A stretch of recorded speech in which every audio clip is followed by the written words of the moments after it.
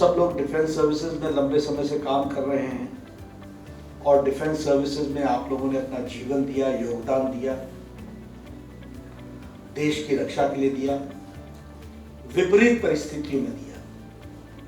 There has been circumstances and situations when you have protected the country and the borders of the country in very difficult times and in odd circumstances you have done that.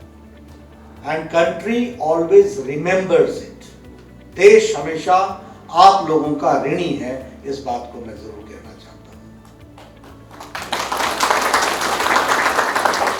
जहां तक मणिपुर का सवाल है, हम सब लोग जानते हैं कि यहाँ हर घर से फौजी होना एक स्वाभाविक सी बात है। The contribution in the Indian Army of Manipur is something immense और बड़ी संख्या में, in large number, in huge number, practically from every family, some relative, close or distant relative, is in the army. That is the contribution of Manipur. And we are also proud to say that we have 2 lieutenant generals who have served the Indian Army from Manipur. Lieutenant General N.L. Singh is on the dais, and Lieutenant General Himalay Singh has also led the country from the front as Lieutenant General of the Indian Army. Many Shaurya Chakra, Veer Chakra, Paramveer Chakra, many Veer Chakras, Seva Medal, Ati Seva Vishisht Medal has been given to the decorated soldiers of Manipur. इसलिए मणिपुर का contribution हम कभी भी भूल नहीं सकते। लेकिन जब मैं आर्मी की बात करता हूं तो मैं एक बात और भी आपके सामने रखता हूं कि प्रधानमंत्री मोदी जी के देश की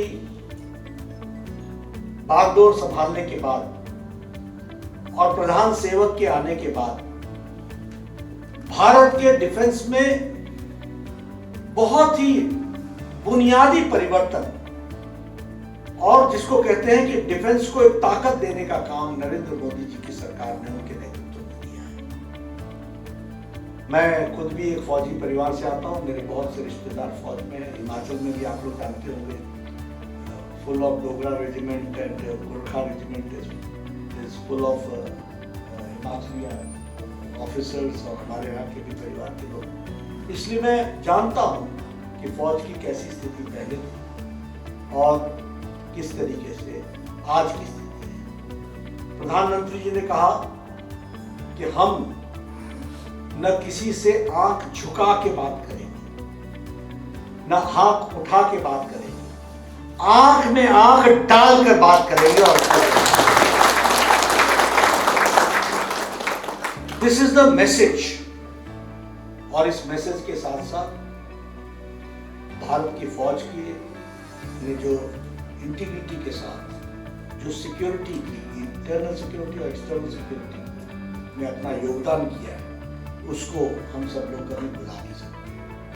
फिर वो चाहे एयर स्ट्राइक्स हो, फिर चाहे वो बालाकोट की स्ट्राइक हो, ये सारे स्ट्राइक्स, सर्जिकल स्ट्राइक हो या एयर स्ट्राइक्स हो, सारे स्ट्राइक्स इस बात के सूचक हैं कि प्रधानमंत्री मोदी जी के नेतृत्व में आंख में आंख डाल करके बात करने की ताकत है। मैं हिमाचल से आता हूं और मैं अपने फौजी भाइयों को अच्छे से जानता हूं। 2014 से पहले यूपीए की सरकार ने पाकिस्तान के लोग जब गोली चलाते थे, अगर गोली उन्होंने मान लीजिए पुंछ में चलाई, तो आपको मालूम होगा, आप सब लोग तो ये नाम जानते हैं कि हमारा फौजी रिपोर्ट करता था पुंछ में चलाई हुई गोली पूरे नारे में नगरोटा, और नगरोटा से वो मैसेज जाता था चंडी मंदिर, और चंडी मंदिर से वो संदेश जाता था अंबाला, और अंबाला को पहले जाता था, अंबाला से चंडी मंदिर जाता, और कोर हेडक्वार्टर से हेडक्वार्टर को सूचना आती थी, और तब जाकर के दिल्ली रिस्पॉन्ड करता था और कहता था वेट एंड वॉच। क्या ये सिचुएशन थी कि नहीं थी? Am I right or wrong? Pakistan गोली चलाता था, अगर मान लीजिए नगरोटा के पास, कठुआ के पास अगर कोई गोली चलाता था या रजौरी के पास गोली चलाता था, बॉर्डर पर अगर रजौरी के फ्रंट पर गोली चलती थी तो नगरोटा को रिस्पॉन्ड करते थे, नगरोटा अंबाला को रिस्पॉन्ड करता था, अंबाला फिर उसके बाद चंडी मंदिर को रिस्पॉन्ड करता था, यानी कोर हेडक्वार्टर को, कोर हेडक्वार्टर के बाद वेस्टर्न कमांड को और वेस्टर्न कमांड के बाद central. And they used to say wait and watch. Now the difference is that कहीं भी गोली चलती है उसी समय स्टैंडिंग ऑर्डर्स है, फाइट टिल फिनिश। कोई ऑर्डर लेने की जरूरत नहीं है, पूरा प्रधानमंत्री जी की तरफ से कि वहां पर पूरी ताकत के साथ वह लड़ाई लड़ी जाए। इस बात को बड़े स्पष्ट शब्दों में कहा गया है, ये हम सब लोग जानते हैं। भारत माता की